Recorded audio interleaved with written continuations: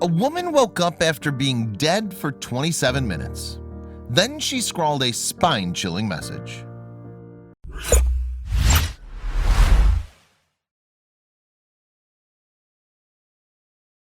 But before we start, please give the video a like and make sure to subscribe to Wonderbot and hit the bell so you'll never miss any uploads from us. After 27 minutes of unconsciousness, Tina Hines is finally coming round in hospital. Her husband Brian is convinced that the heart attack she just suffered almost killed her. And as Tina hands over a spooky note, it appears that she may well have entered the afterlife. Prior to having a cardiac arrest, Tina had been an active mother of 4 who ate well in a bid to stay healthy. As a result, her family could never have imagined that her heart would one day simply stop. But while this was shocking in itself, it was what happened next that caused the biggest surprise. Following her heart attack, Brian worked with rescue crews to keep his wife alive. It wasn't an easy task, and firefighters were forced to shock Tina's heart back into action a total of 5 times.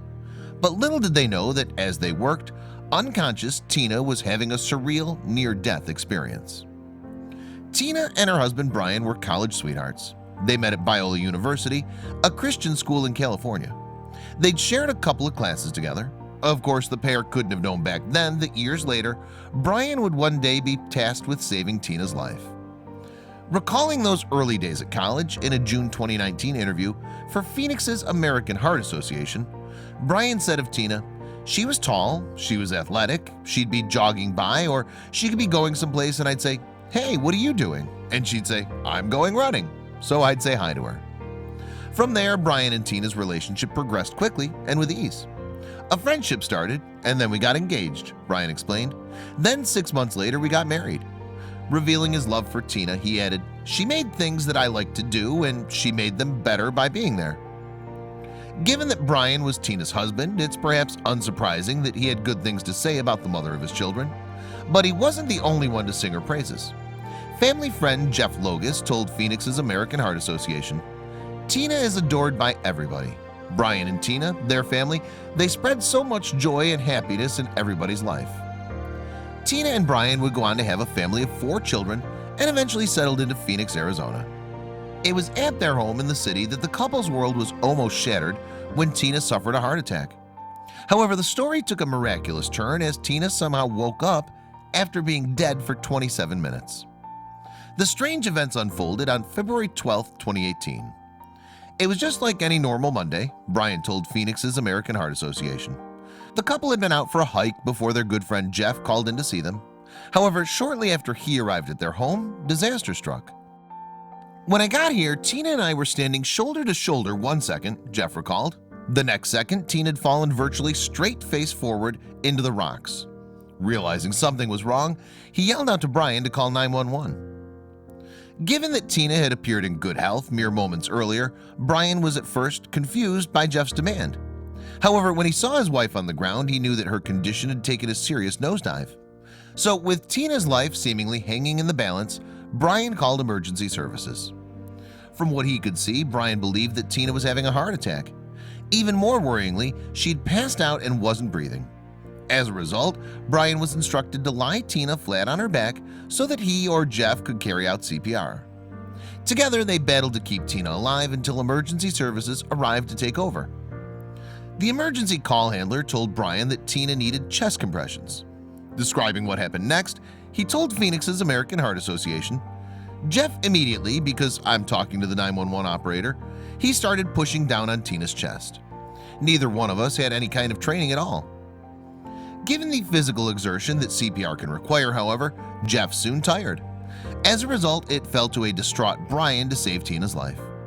"She was Superwoman," Brian stated. "Here was the girl that I'd known for 30+ years that's worked out every day to not have this happen, and here she is dying, and I was just pushing as hard as I could." During the ordeal, Brian had truly believed that Tina was losing her life. And speaking to Good Morning Arizona in May 2018, months after his wife's heart attack, it appeared he was still haunted by what he'd seen that day.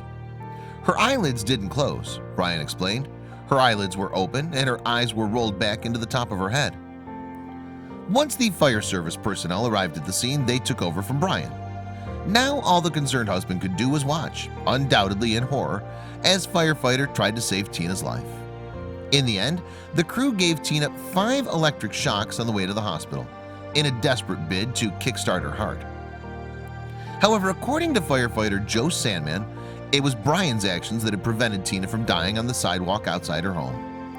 Sandman told Phoenix's American Heart Association, "What Tina's husband did prior to our arrival, continuous chest compressions before we got there, is what saved his wife's life." But while Tina would survive her ordeal, things seemed touch and go for a while. By the time she was loaded onto an ambulance, she still hadn't responded.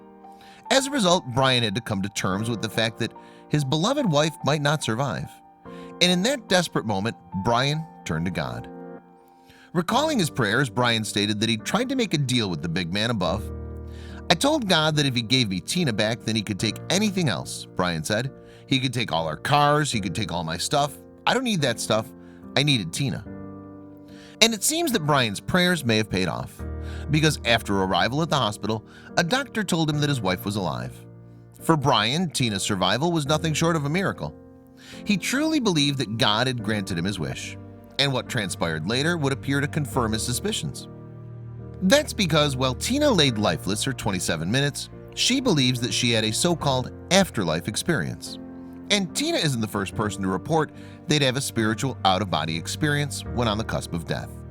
Indeed, some individuals who've been brought back to life have reported seeing bright lights or frightening beings. Given that no one knows what happens to us when we leave this world, afterlife experiences are the subject of much fascination. In fact, there's even a near-death experience research foundation. The organization gathers testimonies from people around the globe who've been brought back from the brink in a bid to understand more about what might happen to us when we die. With that in mind, the Near-Death Experience Research Foundation's website is filled with amazing stories that may offer an insight into what death has in store. Some accounts are pretty unsettling, however. Nonetheless, many people who've had visions during a near-death experience have reported feelings of serenity and warmth while they basked in a brilliant light. A man going by the name of Richard L. stated that he'd felt calm when coming close to death following a seizure. In his testimony to Near-Death Experience Research Foundation, he said, "I felt no pain.